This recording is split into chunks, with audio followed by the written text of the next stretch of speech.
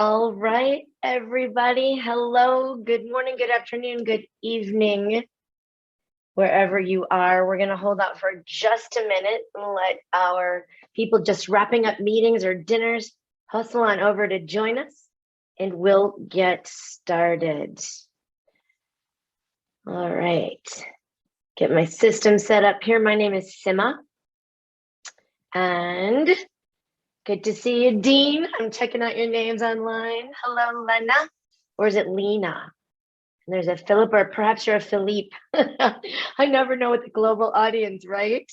Well, my name is Sima. It's like similarity, symmetry, or if you're a Saturday Night Live fan, you maybe remember the skit, Simmer Down Now. That's what I'm talking about. Hello, Jan. Welcome, everyone. I'm so excited you're here. Hello, Calvin. We're going to give it just a minute. Tell me, are you all able to chat with me? Are you all able to send a chat at me or just the Q&A? Let's have somebody submit a question, however mundane, and send me something by chat. And I want to make sure I can see what I need to see. I'm going to share my email address with you right now. Hi, Rose. Excellent. Hello, how are you? Good, excellent. Okay, the chat is working. I prefer chat to Q&A, but you can submit private questions by the Q&A, and I promise I'll keep them private. I'm curious, for those of you who are chatting with me right now, this is completely unrelated to anything we're going to talk about, but I would like to know, are you somebody who likes to start meetings on the dot? You say it's noon and we're starting at noon, or do you like to hover for just a minute because you know somebody's racing down the hall, or to, turn on their Zoom? Tell me, what kind of meeting starter are you? Rose, very honest. Very honest. There's two camps. I mean, on the one hand, I appreciate the extra minute wiggle room. Sometimes a call runs late. On the other, I think perhaps when we always start a meeting late, we train people it's okay to be late. I can't decide. I'm always one or the other. Start on the dot. Yeah, I know, right? And when we start on the dot, people say, oh man, I can't be late to this meeting because she starts on the dot and she doesn't back up. So with permission from Philip, we're going to get going. How's that? Yeah, let's do it. See who else has joined really quick. Hello, Todd and Vincent. That was always my favorite name growing up. I had a crush on a young boy in the second grade. His name was Vincent, and I never forgot. And then the mysterious Jay has joined us. Jay, just one initial. I love that. All right. I'm gonna hide my face because I don't need to look at myself. I just wish I could look at you. So I trust you're smiling at me. I'm gonna go ahead and share my screen. I actually just cleaned up my screen for you in case I did it wrong, because I don't know about you, but my desktop over COVID got a little bit crowded. There we are. So now you should see me, my fabulous title slide with the talk I'm excited to give today on how to raise your sway factor. We'll talk about what that is and how you do it. In the end, I hope you leave with a couple of strategies to increase the degree to which you stand out, remain relevant within your networks, and generate real demand for who you are and what you do, for what you love to do. That's my goal for you. All right. Keep the questions flowing and the chat flowing. I've got a couple of questions to start out with you. Now, I'm here in Chicago, Illinois, United States, in the central time zone. It is just a few minutes after 1 in the afternoon for me. So I don't quite yet have cocktails and disco lights on. Tell me, where are you ringing in from? Where in the world are my friends calling in from today? Arizona. Hey, Rose. Arizona in the house. I am a second generation American, born in America. My grandparents hailed from, on the one hand, what we then called the Soviet Union, Russia, but it turns out it isn't Russia. It's more like Belarus when you trace the roots. Frankfurt, And then my mom's family came from Switzerland, from an area called Griessensee in Benken St. Gallen. And that's the most Swiss you'll hear from me today. Well, welcome wherever you're coming in from. I'm glad you're here. Just one note, I have a pretty good grid here in Chicago, but in the event something goes wonky and I disappear and I go down for the count, I have an even better track record of coming back within the next 60 seconds. So if there's a glitch in the matrix, stay put and I'll be right back. All right, now one more thing I would love to know about this fabulous global audience we have here today is how do you self-identify, right? Just from a work perspective, nothing too serious. Do you work for someone else? Do you have a job? Perhaps you're a solopreneur, an independent agent. I think I put myself in that category. I'm, the CEO of a company of one. Maybe you've got a side hustle. So by day you work for somebody else, but really you're here to figure out how to grow that which you do on the DL. Maybe you've got your own company or your own agency, employ others. I have some 1099 workers. Does that count? I don't know. Maybe you're on the hunt for something new, a new exciting promotion, a new job, a new industry, a 180. I'm kind of tired of the word pivot here. If you're joyfully retired, well, this is me saying, way to go. Good on you. I would like to know who's a spy. Now that's catch-all for you don't even come close, Sima, and we don't have enough time to explain it. So hello from Rome. I hope that's not Rome, Texas. I do love me some Rome, Italy. Okay, you have your own practice and you've got a side hustle. Yeah, so many of us wear more than one hat. And this topic really is appropriate no matter what hat you wear. So if you have a job, you want to get ahead, increase your visibility in the organization. If you have your own business, well, then aren't you actually in sales? Same with us side hustlers, trying to get something off the ground. Now, you retired folks, God bless you. You can do whatever the heck you want. But having a high degree of sway and a strong personal brand will help no matter what you take on. And spies, I don't know. I don't know any. They're not allowed to tell me. So thanks for chiming in. Listen, my career started out pretty rocky. A million years ago, when I graduated university, we were in a bit of a recession here in the States. And while economically we had begun to recover, jobs really still lagged. So there I was, fresh out of school, diploma still wet in my back pocket, couldn't find a job if my life depended on it. And I was lucky enough to finally land one. Now, all I wanted to do was marketing and public relations. I thought I'd work in one of those sexy agencies in downtown Chicago in a high rise overlooking the lake. No, none of that happened. I got a job in suburban Chicago with just a lot of highways and traffic lights. Couldn't be further from my house. My commute was egregious, but the icing on the cake was that I worked for a power tool manufacturer. Now, in my years now, I know that every industry has its own sex appeal, but as a young girl right out of school, nothing could be, further from my heart than working for a power tool manufacturer. Worse still, back then in 1902, most of the women in the organization were in the calendar, not in jobs, mind you, just posing on power tools. I can't make this up. Now, you're looking at a picture of the chair I sat in, not the very chair, but a pretty close identical to the chair I sat in. And you probably think there's something missing from that chair. You're looking at it like, that doesn't look right, that chair. I'll tell you what's missing. Arms. There are no arms on that chair.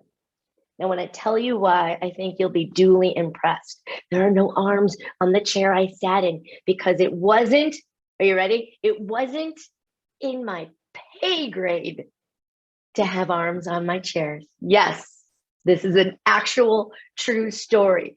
So whether I was sitting in the chair or not, when you walked by, you knew exactly how low on the corporate ladder I sat, no arms on my chair. Well, I quickly knew this was not the be all end all, and I was going to have some difficulty getting ahead. So I began interviewing and trying to network, and I was a shy, awkward, self-conscious kid. A lot of noise up in the head. Right now, I talk to audiences literally all over the world, stages, thousands of people. If you had told me I'd be doing that when I was a young 21 out of school, it would have perhaps fainted on the spot. So I'm learning how to network. I'm learning how to talk to strangers. And I realized to do this well, I need a business card. But that wasn't in my pay grade either. And I really want you to understand what I'm sharing comes from. A young gal with all the dreams in the world, the education, but no executive presence, no gravitas. I certainly hadn't yet made a name for myself. I had no entree, no right of first refusal. I didn't even have a business card. So I remember asking my boss if I could get a business card so that I could more easily network and also meet cute boys. All right, that's also a true story. And he finally relented, although not in my pay grade. And I said, almost as an afterthought, instead of putting secretary or administrative assistant on my business card, because that's the only way I got in to the marketing department, would you mind writing marketing assistant? Just call me a marketing assistant and I'll be happy. And you know what? He did. And a whole world opened before me in that I could choose how I want you to know me. I could choose the very words that would tell my story. And I spent the better part of my career refining and honing and telling that story. First, as a means to combat underemployment. And then later I worked in high tech, the high tech bubble kept bursting. It was a means to always kind of get that next job before another startup imploded under my feet.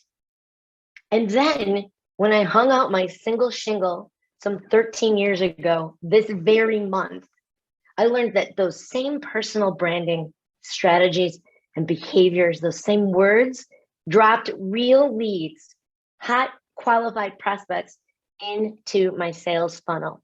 And that's why I get so excited to share this topic with you. No matter what you want more of in your life, professionally, a strong personal brand can help get you there. Right? The truth is, whatever you don't know, you can learn. Right? So 15% of the skills that propel you forward in your career are technical skills, how to do something. But most of us, we're pretty bright, we're pretty adaptable. We can learn almost anything.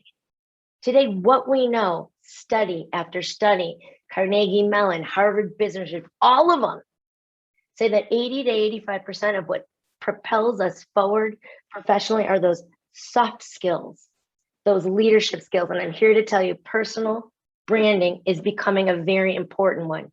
Now, this talk is all about you, your career, your business, your aspirations.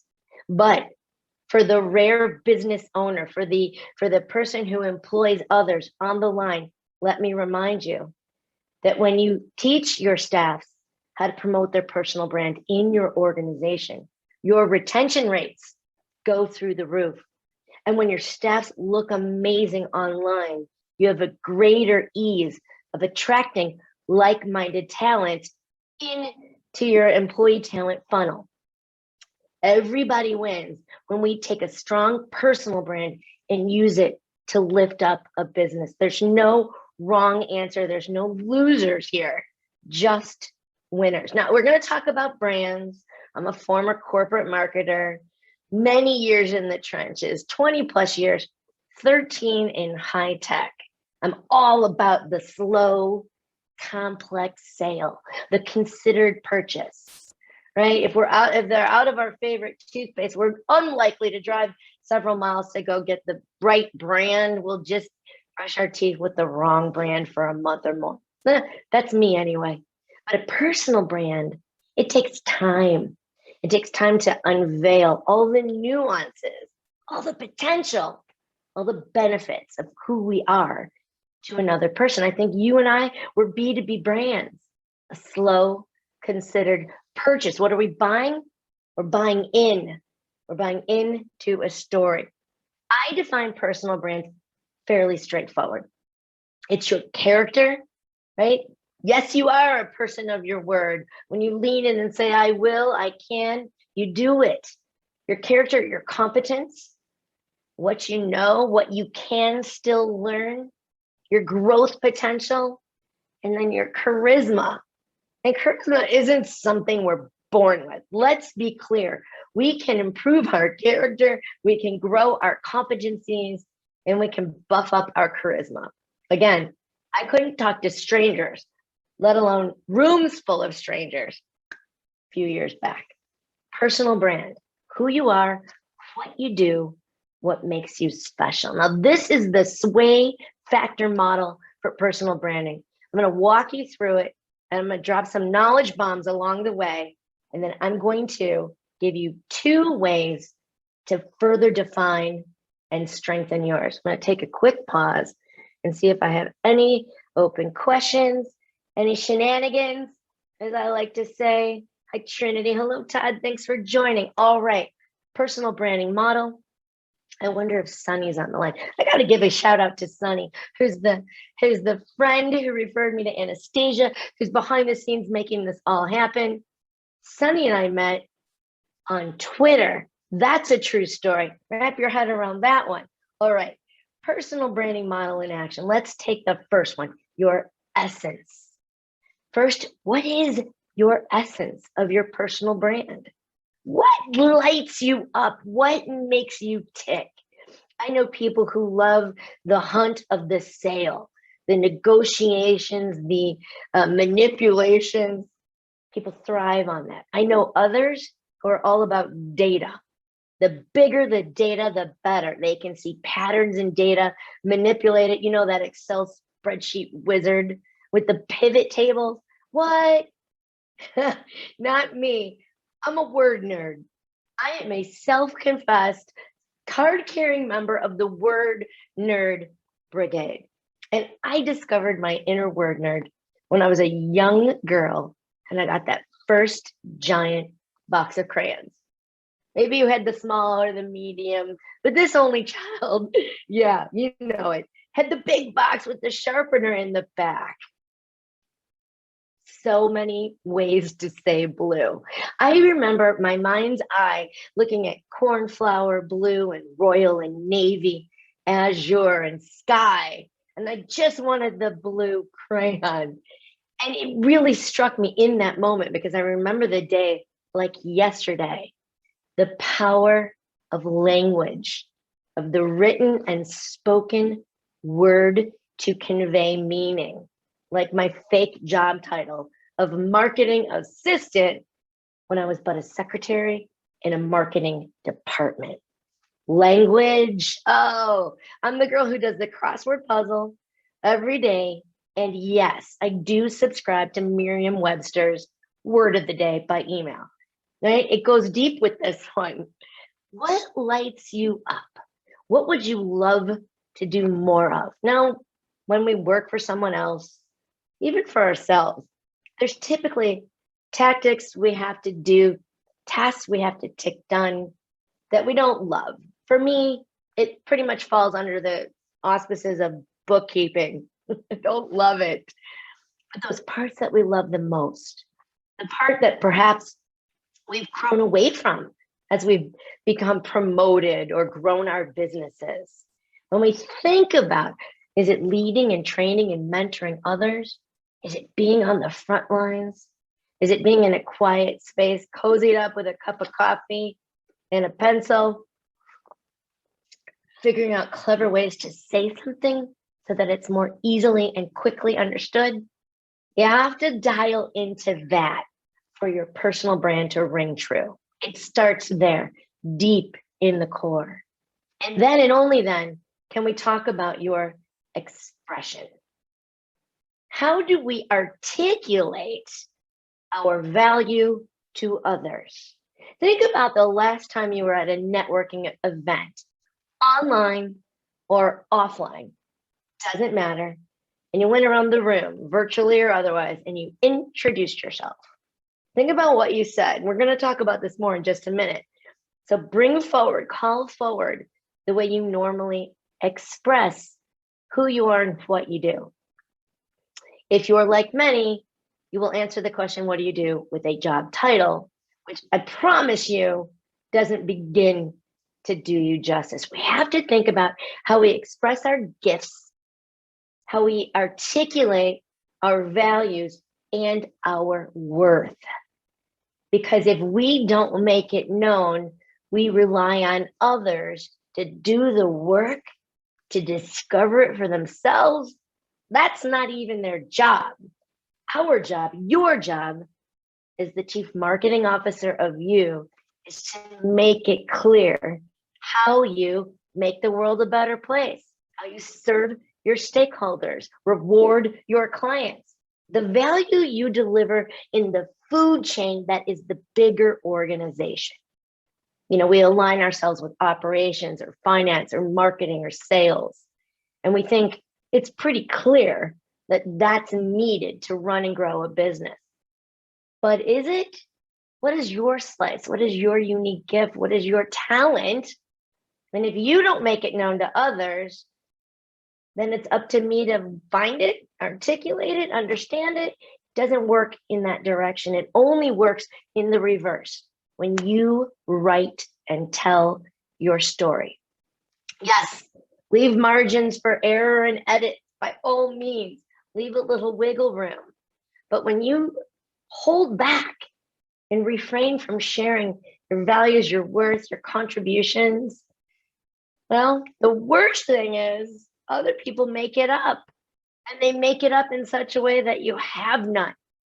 It's our space to fill. This is a call to action for you.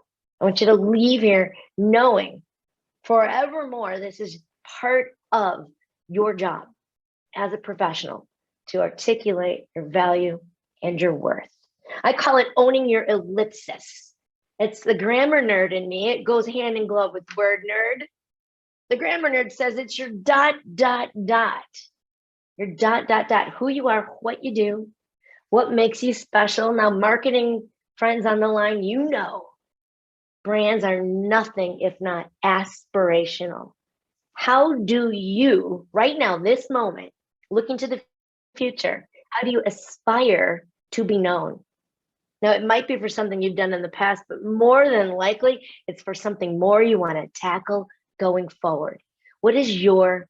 Here's where the ... shows up in your life. When somebody asks somebody you know, hey Sima, who do you know who would be good at, who knows a lot about? Who do you know who can talk to me, help me with? I'm looking for a tuck pointer, a web developer, a search engine optimization expert. Sima, who do you know? ... I'm a professional speaker by training. So clients ask me all the time, Sima, who do you know who can speak about X, Y, or Z? I know that's not your wheelhouse, but who do you know? And of the dozens and hundreds of speaker buddies I know, well, either they're known for that or they're not. That's the story, that's the value, that's your ... This is yours to solve. What is your ... And then the personal branding gets almost easy, because your job as chief marketing officer of you is to reinforce that ellipsis in all that you do, to remind me who you are, what you do, and what makes you special. All right, so now that's our essence, what makes us tick, what lights us up. How do we articulate and express how we want to be known? What is your ... And then we get into enrollment, whereby we promote our personal brand subtly, respectfully, so that others can buy into that brand story. Now, it's great if you look in the mirror and you see your value, your strengths, your worth, your gifts, but it's even greater when others see it too, because you've shown the way. You've put yourself in the spotlight. You've made it clear, this is what I'm good at, and wow, I would love to do more. Enrollment behaviors. This is where sway factor takes action. Your sway factor is a set of behaviors. In person, old school, online, new school, that helps you stand out and generate demand for what it is you want to do more of. When we behave in such a way that others know where we want to go and they help us get there, you have a high sway factor. A high sway factor. And you know you do, because everybody knows your name. You get the right of first refusal. You get a shot at that promotion before it's even posted. You're invited to give an RFP before anybody else even knows about the job. You know what it looks like when you have it. But I think what often gets confusing is how to raise it, how to get more of it. And actually, it's not all that hard. Like I said, you can always learn new skills, and personal branding is one of them. Critical, I would say, for success. I do a lot of work with sales teams who want to position themselves as subject matter experts in a complicated, considered purchase. I'm working with an organization right now. They manufacture custom steel parts for really very large, like space installations. That's not an easy sell, a quick purchase. All right, they need to be known as the go-to, and that's what I want for you. Be the go-to. All right, I want everybody you know, everybody you meet to get on your team.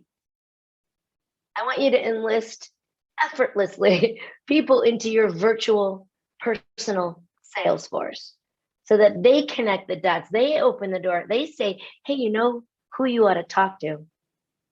I should introduce you to. That's powerful. Now, this organization's name is A Small World. And I suspect you better than perhaps many of the audiences I speak to understand the power of connection today, the hyper-connected global marketplace that never sleeps. My dad was a World War II vet, right? That's way back there. And he had, you know, the appropriate amount of old man jokes when I was a young girl.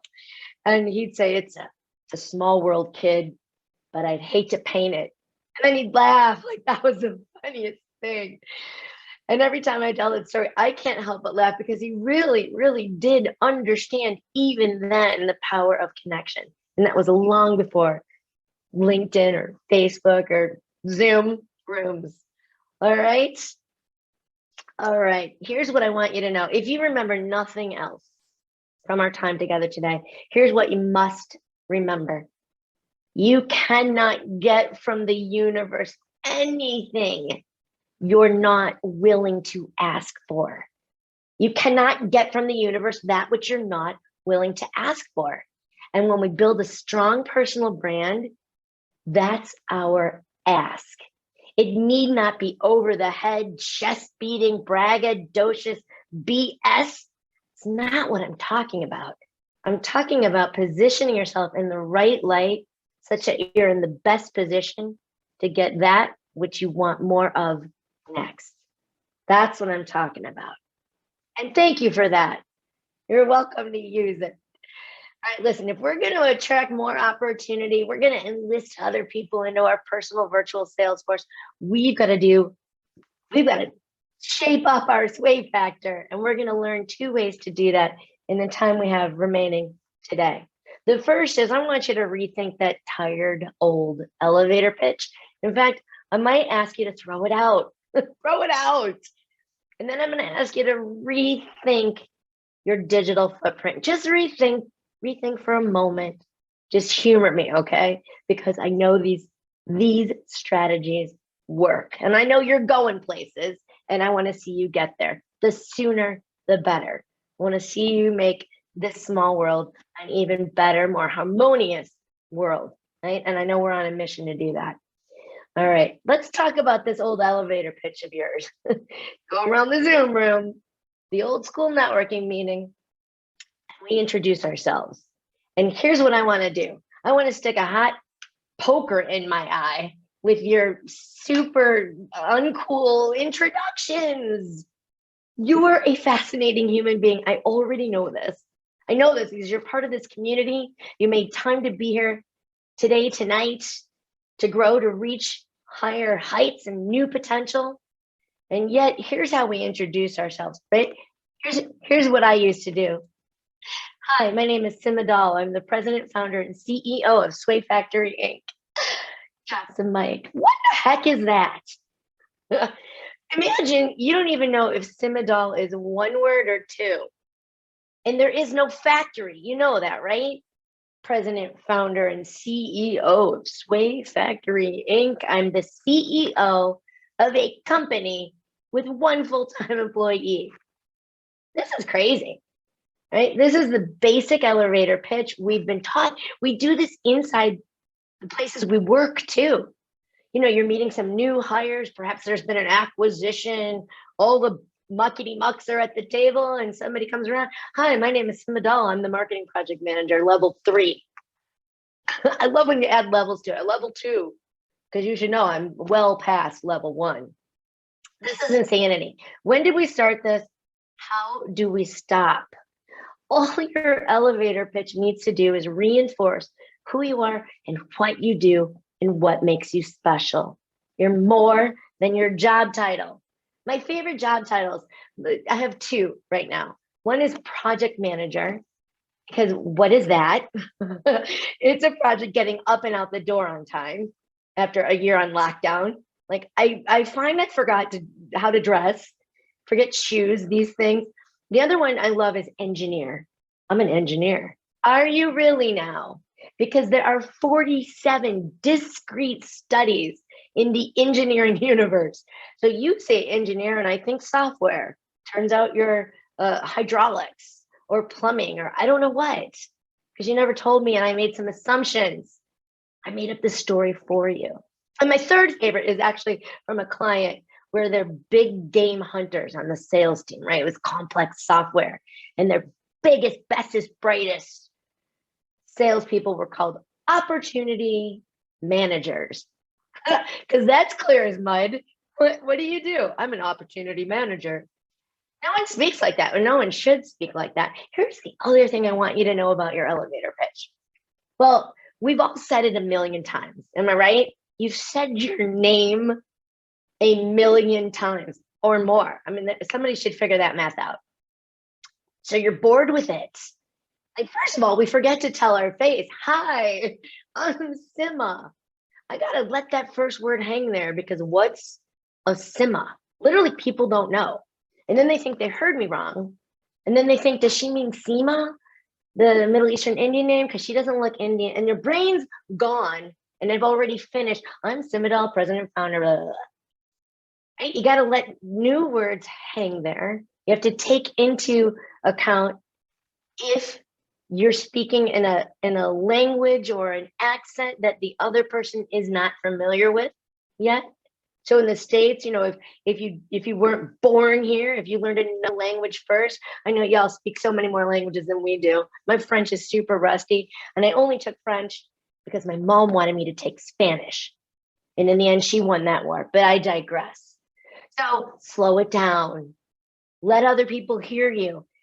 It's literally, I'm going to screw the statistic up because I'm not reading it, but it's something like 1 in almost 5 people globally between the ages of 18 and 65 have measurable hearing loss. Like, it shows up on the test instruments and they don't even know it. They don't even know it. All they know is they say, I'm sorry, what? Sorry, what did you say? You know, move the hair out of your ear. And then you say it super fast again. And I'm not going to ask you again because I'm embarrassed subconsciously. What if I make her scream it and I still don't get it? And already, like, I'm just smiling and nodding. And now I don't even know your name or what you do or where you work because I couldn't hear you. Slow down. Dial it up. and make it easy for people to remember. If I tell you Sima Dahl, Sway Factory Inc., what are you going to remember? I'm hoping you at least get Sima, but there's really no way to be sure. I'm throwing all this lingo at you. Why do we have to even say our last names right out of the gate? Or the official name of the company?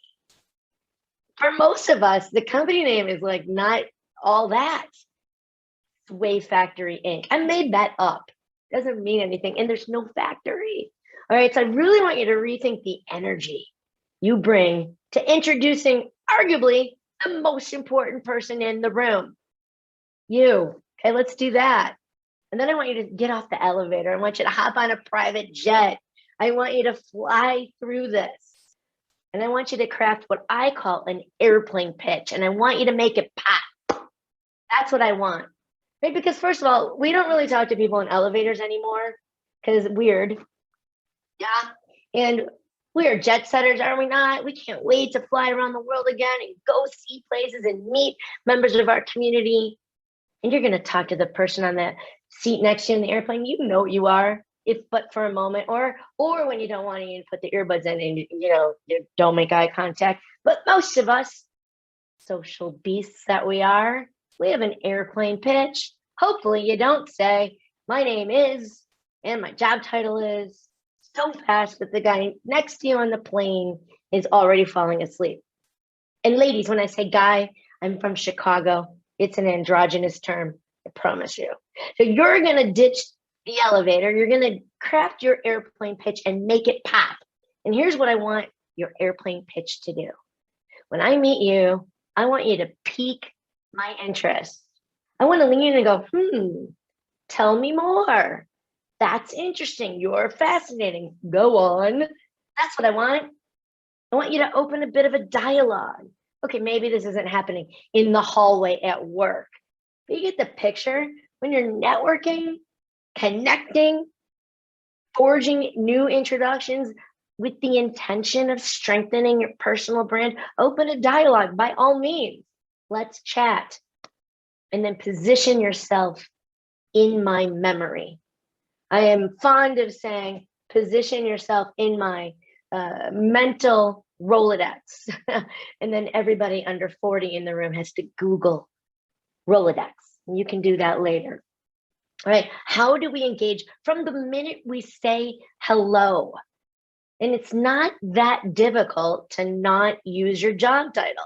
I love doing this in person because the room gets filled with energy and we get really loud thinking about clever, creative ways to express our gifts and value without using the job title. Let me give you a for instance. I spoke at a conference and it was specifically the International Health Racket and Sports Club Association's annual conference, global community. And I was addressing the women's group. By and large, this was about 150, 200 women who owned their own business. Therefore, they shared the same job title as me, president and CEO. What was the nature of their business? Something to do with fitness, right? Not unique in any way. And we did this exercise and we practiced and we pitched. And I never forgot this lady. She said, I got it. I got one. She stood up and she said, my name is, no, it's been a decade, so don't kill me. I forgot her first name, but I'm connected to her online. And we're going to talk about that in a minute. My name is, and she said, I help the C-suite live longer. I guarantee you, every person in the room was like, go on, tell me more. You do what? You help senior level executives live longer? She said, yeah. Turns out sitting is the new smoking. And the number one reason we know they don't work out is because they don't have time.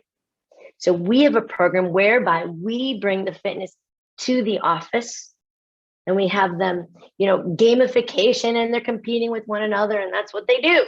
They love to compete. They love to win. I help the C-suite live longer. Fascinating, right? It's not that difficult. And I've been working on this for myself. I change it all the time. Right now, you've probably got a sense of what mine is. Right? I help people create demand for who they are and what they do. Be in demand. My tagline is stand out, stay relevant, be in demand. Because personal marketing and personal branding and social selling and all those are outcomes. But do people generally want to be in demand for that which they love doing most? Yes, that's a universal symptom of being a human being. So it tends to work, at least to get people to lean in for a moment. Tell me more. Now, at the office, you're thinking this doesn't work at the office, Sima. I'm not doing this at work. We're going back to the office slowly but surely. How about you meet somebody new, or you bump into an executive you haven't seen in a long while, and they say, "Hey, how are you?" And you say, "Fine, how are you?" And you scurry away. You do that? I did that. Right? How about you pause and just talk about what you're working on? You know, I'm really good. That project whereby I'm saving the company bazillions of dollars, right? Reducing the time to market by 50%. We're oh so close to launching. Just something that spotlights you uniquely you. I'm fine. How are you? Let's stop that. Let's go. I'll get on the airplane. Okay. Make your introductions pop, pique my interest, open a dialogue, position yourself in my memory. All right. Hey, Sunny's on the line. My friend, Sunny, I already gave you a shout out. I don't know if you heard it. And I'm looking at who else is here. Tamara, hi there. Oh, there's a Tamara too. See, this is the thing. I don't exactly know. There's an Irina, or it could be Irina. And anyway, you're from Italy. And so I just love that because it's been a while and I need to get back and I need to go shopping, but I digress. All right. Now, I'm going to ask you another question as we segue into strategy number 2.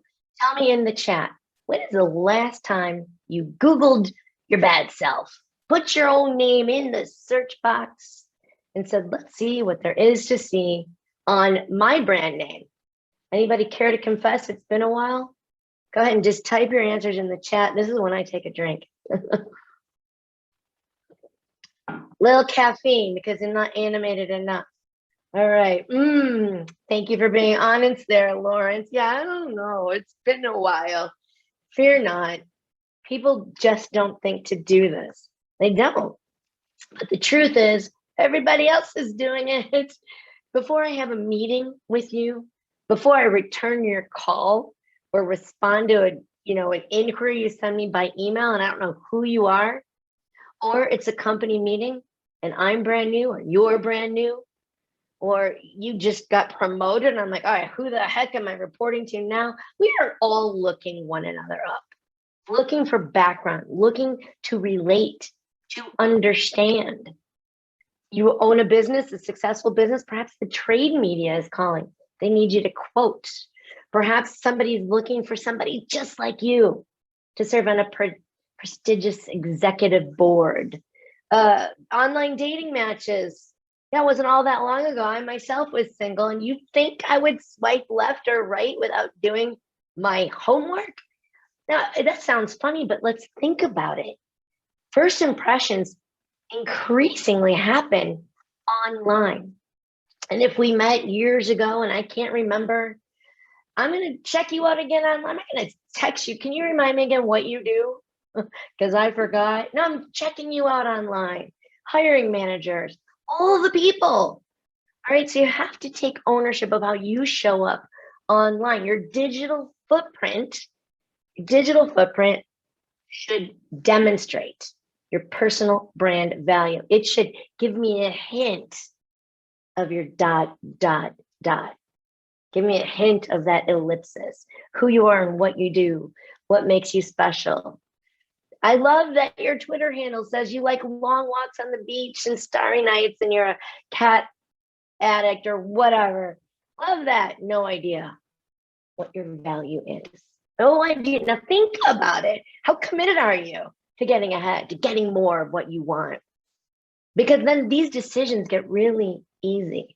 Marketing 101 is the practice of consistent messaging across touch points.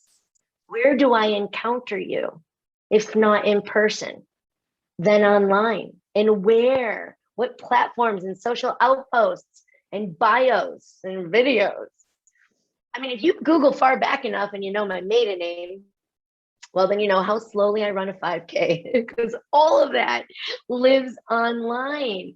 And we're on social. For me, Facebook is like the backyard barbecue. It's like we're hanging out, catching up, meet the neighbors who bought the Joneses house across the street last winter. You bring a 6-pack, you're wearing cutoffs, flip-flops, it's chill, right? Somebody new might say, what do you do? Or how's your job search? Right? And you got to be on brand, talk shop for a minute, hopefully have a business card somewhere in your wallet or on your person, right? For that lead, the occasional bluebird.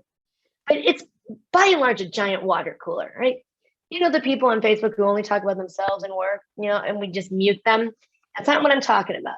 Just talking about enjoying the backyard barbecue, where Twitter's more like the cocktail party. Everybody's trying to stand in the kitchen. You got a drink in one hand and nibble in the other. You're meeting new people, trying not to talk with mouth full of food. As my dad used to say, don't win the lampshade award, right? Don't be the drunkest at the party. Don't tweet and drink. Bad things happen. All right, that's Twitter. We're hanging out, but every blue moon, talking about who you are and what you do, weighing in on shop talk brings meaning to the conversation, right? Listen, spoiler alert, I'm not a natural blonde. When I started my business 13 years ago, I got an inbound lead, highly qualified, hot prospect that to this day is one of my top 10 highest paying clients of all time. Now, I was 1 year out of business. I didn't know what I was doing. The lead got buried in my inbox at the info at. I didn't know what I was doing. All right. And I got this guy in the line and I'm closing the deal and it's going to be amazing. And as an afterthought, which is sad because I'm a marketer, as an afterthought, I said, oh, before you go, can you tell me how you got my name? And he said, sure, I'd be happy to. Dirk said you'd be perfect. I said, I don't think I know anybody named Dirk. Forgive me, but that just doesn't ring a bell. He said, oh, well, it's been a while. You went to high school with Dirk. Now, hold on a second. How does somebody I went to high school with, 16 years old, I graduated when I was 17, haven't seen him since, not once, some 25, almost 30 years later, tee up the ideal lead for me? How does he know where I'm at, what I'm doing, what lights me up? Because he encounters me at the online water cooler, at the backyard barbecue, at the Twitter cocktail party. That's insane, right? Absolutely happens. Happens all the time. Remember, can't get from the universe that which you're not willing to ask for. When you put your story out for others to understand, they in turn become a member of your virtual sales force. Then we have LinkedIn, right? LinkedIn. Here's what you need to know about LinkedIn. If you know nothing else, it's indexed by Google. And I just told you I'm not returning your call or taking your meeting or swiping right or left. Sorry, I'm out of practice. Before I Google you. And in the first 3 results, I will find your LinkedIn profile. And wow, you either sell me on you or you don't. You either look like somebody who's got game, has talent, is going places, is willing to look me in the eye across that digital page and say, how can I help? Or you have one of those anemic, sad profiles, which makes me think maybe it's a struggle to get out of bed in the morning. Who are you? Who do you want to be? All right, your LinkedIn profile, it's not a resume. It's sales collateral. I want you to sell me on you and what you do. We buy from people we know, like, and trust. We refer people we know, like, and trust. If we want this small world to be even smaller, crank up the referrals, make a name for ourselves, well, we have to let others know what we want that name to be. That's on you. You're the chief sales officer too. Now, when I teach social selling, profile optimization, all the things, Of course, I have a blueprint because I'm a marketer at heart. So we have to put our shtick around what we know. And this is my sway factor blueprint. Fear not, we don't have time, and I wouldn't do that to you. Just going to talk about one tiny aspect of your profile, and that is your LinkedIn headline. Because you know what you have on your LinkedIn headline? Yeah, I'm talking to you. You know who you are. You have your job title. And we've already discussed so much more than your job title, than a project manager level 3 or a president, founder, and CEO. Because nobody goes on a LinkedIn and says, you know, I'd really love to find somebody who's a president, founder, and CEO. Well, and if they are looking for that, they're not looking for me, right? Not your resume, not your job title. This is mine right now. I change it a lot, as you might imagine. But listen, we had a pandemic. I'm a public speaker. I'm on stages with people. I've been trying to rethink my go-to-market story, right? So I still tell you I'm a keynote speaker and a corporate trainer, right? Now, let me give you a little side story. When I first started this business 13 years ago, I said I was a speaker, just a speaker. And somebody asked me if I only spoke in Chicago, pinged me on LinkedIn. I was like, well, that's silly. I'll go anywhere. And then it happened again. And on the third time, somebody said, do you only speak in Chicago? I was like, well, apparently the universe needs some educating. And so I call myself a national speaker, which means I have my own orbits.com account. Like, it's going to be okay. The first time I went overseas, I called myself an international speaker. And you'll still see that language in my profile because I want you to know I'm TSA approved. It's pretty simple. I have a passport with stamps in it. Every word has weight. So I'm a keynote speaker and a corporate trainer. I do personal branding and leadership. A lot of my clients think personal branding is under the leadership umbrella. If I don't have that word, they won't find me.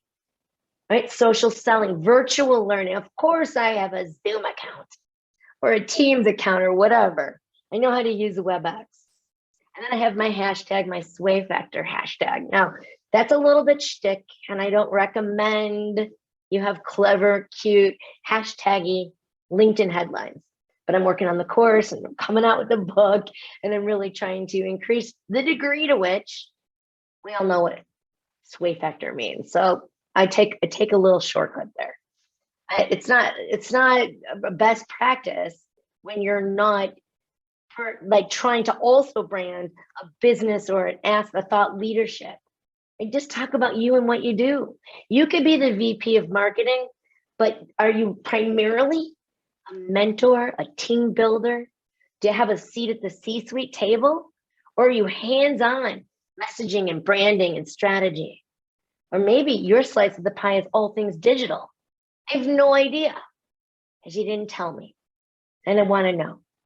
So and also last bit about LinkedIn, this entire string of words in the headline also indexed by Google. If you cut and paste this out of somebody's LinkedIn profile and you Google and you say, hey, Google, only look there in LinkedIn, find this exact language, you'll find the person and often their full name. Little backdoor for those of you doing social selling, right? The truth is putting it out there is not bragging. It's not chest beating. You got to let that go. You got to let that go. When you let others know how you serve, how you help, that's an act of benevolence. Who are you to play small? Stay quiet. Stay, heads down at your desk. Working hard is ante. Working hard is table stakes to the game called winning. And the more people who get to benefit from that which uniquely you can deliver, the better the world. The better the world. Now, there's a question coming through about whether you need 2 LinkedIn accounts, one for the day job, one for the side hustle. Actually, the answer is no, never, no. Okay, first of all, it goes against LinkedIn policy, but listen, let's ask for forgiveness, right? Not permission. But more importantly than that, the people who come to know you want to know all of you. The people who come to know you for your day job, when they discover you have a side hustle, they're going to love you and they're going to help you with that too. You have to be one brand, one name, one Pepsi, one Coke, right? It can't be like a coaxy on one day and a cuckoo cuckoo on the other. One name, which also makes me remember, if you have a difficult name or you go by a diminutive, so your parents call you Robert and your girlfriend calls you Bobby, and at work they call you Bob, and then the fraternity guys call you Rob. That's a lot of names. Here's what I counsel. Your email address, the physical address, your email signature, your business card, the badge you're wearing at the conference, and yes, your LinkedIn profile should all be one name, because people won't look that hard to find you and guess that you're really a Margaret and not a Peggy. Right? One name, one brand, one you. And then last but not least, we have the final E for evolution, because, oh yeah, you can grow, you can learn, you can, listen, we live a lot longer than we used to, right? And we can tackle so much more. And we have new interests and new opportunities at every turn. Now, I don't like to think about retiring, racing up to the finish line, screeching halts, and then never doing anything again. I want to write, I want to speak, I want to mentor, I want to serve on boards. Sky's the limit. And evolution is part of the game. But when you evolve, you have to let others know, I'm over here doing this now. And this is how I make the world a better place. It's why we ask children to write letters to Santa. Spoiler alert, there's no Santa. That's cool, right? Yeah, we all know that. Kids don't know it. Do we really need them to write letters to Santa, like just to give them something to do when a coloring book would probably work? No, we are trying to figure out what they want. What do you want from Santa? And we can force them to write these letters because they're our children. You cannot get from the universe that which you're not willing to ask for. Write your letters to Santa. Introduce yourself in a way that has me understand your unique gifts and values. Have reinforce that story on your digital footprint. Start with LinkedIn. Go from there. Tell the story. Be the brand. Raise your sway factor and watch those doors open. Now, I write a newsletter twice a month, although the last edition's a little late. On LinkedIn, I invite you to connect with me there. Subscribe to my newsletter. More personal branding tips, ways to stand out, stay relevant, and be in demand. That's my contact information. And I'm going to just glance around. I don't see any more questions, so that gives us a few minutes just to like high five one another. High five. I would love to see you online. I'm laughing at Sunny's comment. We did meet on Twitter 10,000 years ago. That's a true story. Isn't that funny? We used to do that. People would meet there. Oh my gosh, I'm not touching it. I didn't do that. All right, and I'll go ahead and I'll paste this link. I'm going to stop sharing for a moment. I'm going to go ahead and paste this link into our chat. You guys have been awesome. Thanks for being here. Thanks for chatting with me. Thanks again to Sunny for introducing me to a small world. Anastasia for making it happen. And to each of you for the good things I know you're going to do. It's so much easier to be fully you when you have the entire world lifting you up at your back. So make it happen. Don't play small. It's never the time to play small. And I think that's a wrap.